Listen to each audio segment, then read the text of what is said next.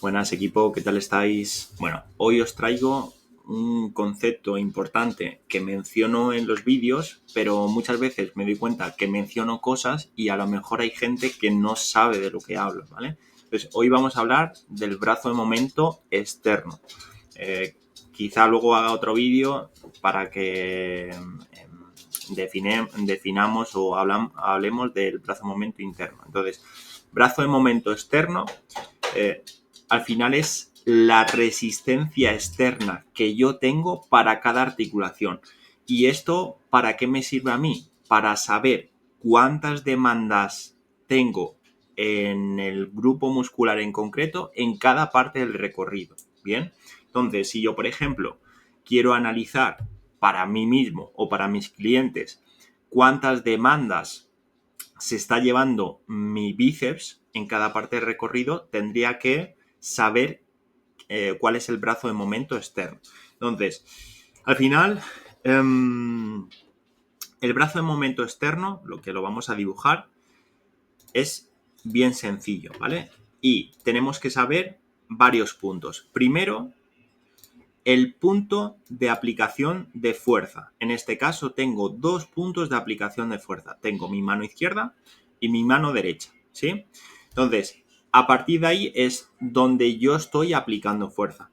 Después tengo que analizar la articulación que quiero saber cuántas demandas se está llevando. En este caso, si por ejemplo quiero analizar mi bíceps, sé que mi bíceps, ¿vale?, flexiona el codo. Por tanto, voy a analizar el brazo de momento externo sabiendo que la articulación es la del codo.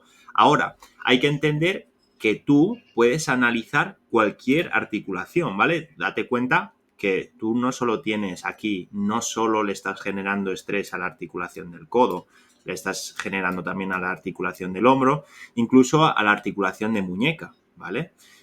Incluso a la articulación del tobillo, porque recordemos que estos son otros puntos de aplicación de fuerza, ¿vale? Y que todo está, por lo menos aquí en la Tierra, sustento a la gravedad. Bien, una vez que sabemos cuál es el punto de aplicación de fuerza, cuál es el eje articular, necesito dibujar una línea perpendicular que pase, ¿vale?, por la fuerza y por el eje articular, ¿vale?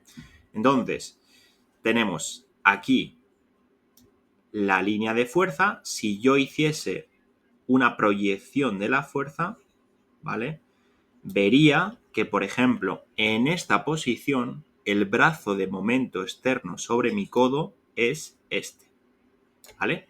Como vemos, es una línea muy pequeña. Muy sencillo. Brazo de momento externo. Cuanto mayor sea la distancia de la línea, más resistencia me va a generar, ¿vale? En este caso, ¿cuánta resistencia me genera en este punto de recorrido? Muy pequeña, ¿vale? Muy pequeña.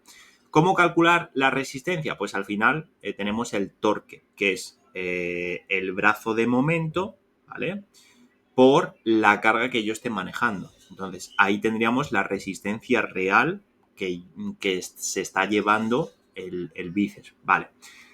Lógicamente, nosotros no nos quedamos solo en esta posición. Al final pasamos por diferentes rangos de recorrido. Entonces, de aquí nos vamos a mitad del rango de recorrido. Y aquí vamos a hacer lo mismo.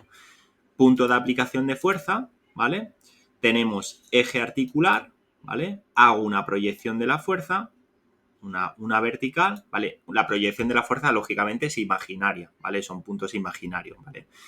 Y a partir de aquí dibujo una perpendicular desde el punto de aplicación de fuerza hasta el eje articular que quiero analizar, ¿vale? En este caso hemos dicho que quiero analizar el codo, ¿vale? Porque quiero saber cuántas demandas tiene mi bíceps. ¿Por qué mi bíceps se está llevando demandas? Pues muy sencillo, porque al final tenemos una fuerza de la gravedad que me quiere rotar, ¿vale?, hacia abajo, y mi bíceps va a tener que flexionarse, ¿sí? ¿Vale? Me quiere extender el codo y mi bíceps va a tener pues que hacer el movimiento contrario para para solventar la resistencia externa, ¿vale? Entonces, vemos que aquí que aquí, en este punto de recorrido, es donde más demandas tenemos, ¿vale? Y luego tendríamos la última parte del recorrido, que tendríamos este punto. Entonces, haríamos lo mismo. Hacemos punto de aplicación de fuerza, hago una proyección de la fuerza, ¿y qué pasa? Que aquí vemos que la proyección de la fuerza pasa literalmente por el eje articular. ¿Qué quiere decir esto? Que no tenemos demandas, ¿vale? En esta parte del recorrido no tenemos demandas en el codo, ¿vale? Por tanto, mi bíceps ahí se está llevando poquito trabajo, ¿vale? Que no haya demandas, o sea, a nivel de brazo momento no quiere decir que no trabaje, quiere decir que las demandas son muy, muy bajitas, ¿vale? Ahora, importante entender que cuando tú realizas un ejercicio, ¿vale? Bueno, vamos por partes, ¿no? Entonces, hemos dicho que en este punto de recorrido, el brazo de momento, lo volvemos a repasar, el brazo de momento sobre el codo, punto de aplicación de fuerza, proyección de la misma, una perpendicular al eje articular, es muy pequeño. Cuando vamos a mitad de recorrido, más o menos, tenemos un brazo de momento mucho más grande porque punto de aplicación de fuerza, eje articular, una perpendicular, ¿vale? Bastante más grande. Y al final tenemos igual, punto de aplicación de fuerza, proyección de la fuerza, pasa por el eje articular, prácticamente no tenemos brazo de momento. Entonces, si vemos, al final, a nivel de resistencia externa en este ejercicio sería como una U, empezaríamos en poco, ¿vale? La resistencia aumenta y luego otra vez a poco. Vale, entonces, este perfil de resistencia es muy favorable porque la mayoría de los músculos tienen gran capacidad en este punto, ¿vale? Tienen gran capacidad porque al principio, digamos que en estiramiento, ¿vale? Porque al final no está estirado el músculo como tal, ¿vale? Pero en estiramiento, para que nos entendamos, tenemos un poquito de capacidad para aplicar fuerza porque encima nos ayudan los tendones, que ahí sí que ganan capacidad, son como unas bandas de resistencia elásticas. A mitad de recorrido tenemos más capacidad de aplicar fuerza y al final en acortamiento tenemos muy pocas, ¿vale? Entonces, dentro de lo que cabe, este ejercicio sería muy, muy favorable porque se ajusta a las demandas que yo tengo que tienen mis músculos, ¿vale? Bien, eso sería la resistencia externa, es decir, cuánto me cuesta en cada parte del recorrido para que yo sepa cuántas demandas tengo, ¿vale? Y porque hay ejercicios que salen mucho más lentos que otros. Hay ejercicios que cuando llego aquí voy a intentar una repetición y solo hago una mini parcial. Y hay otros ejercicios que, sin embargo, puedo luchar a muerte. Eso es porque al final está ajustado el perfil de resistencia, ¿vale? Por eso la mayoría de veces, si tuviésemos las máquinas disponibles para trabajar con perfiles de resistencia optimizados, le podríamos sacar muchísimo partido, ¿vale? Ahora, como he comentado, a la hora de analizar un ejercicio, hay que pensar más allá de la caja, ¿vale? No hay que pensar como, vale, solo bíceps, tal, solo codo.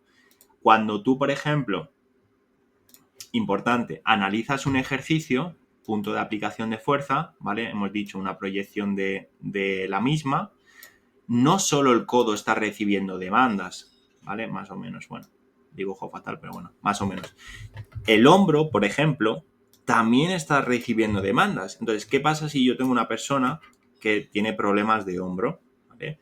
Y no sé este tipo de cosas, no sé ajustarlo y le estoy dando más estrés? Pues seguramente que las probabilidades de que tenga más problemas sean mayores, ¿vale? Pero es que no solo está actuando sobre el hombro, ¿sabes? Aquí, por ejemplo, esta articulación, ¿vale? La cervical, también tiene demandas. Es decir, todas las articulaciones, incluso lumbar, tiene demandas, ¿vale? Cadera tiene demandas. Todas las articulaciones tienen demandas. Lógicamente, al final, lo que va a hacer que la articulación solvente esa fuerza sea la capacidad que tiene. Es decir, no es lo mismo las demandas que tiene el codo con este peso que las demandas que tiene mi lumbar. O sea, mi lumbar puede soportar kilos y kilos, ¿vale? Porque está acostumbrado. Si yo estoy haciendo un curl de bíceps con 60 kilos y está acostumbrado a un peso muerto 220 kilos, tiene una capacidad brutal. Para que lo tengáis en cuenta. Y luego iba a comentar otra cosa, se me acaba de olvidar. Estas típicas cosas que se te olvidan.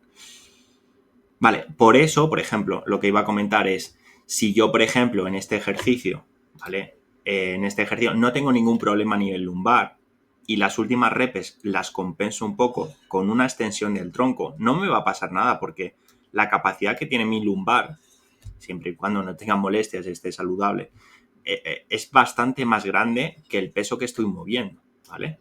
Para que lo tengáis en cuenta. Entonces, bueno, resumen del brazo de momento externo, al final es digamos, la resistencia, lo que le cuesta a mi grupo muscular en cada parte del recorrido, ¿vale? Voy a poner otro ejemplo. Vamos a ver otro ejemplo.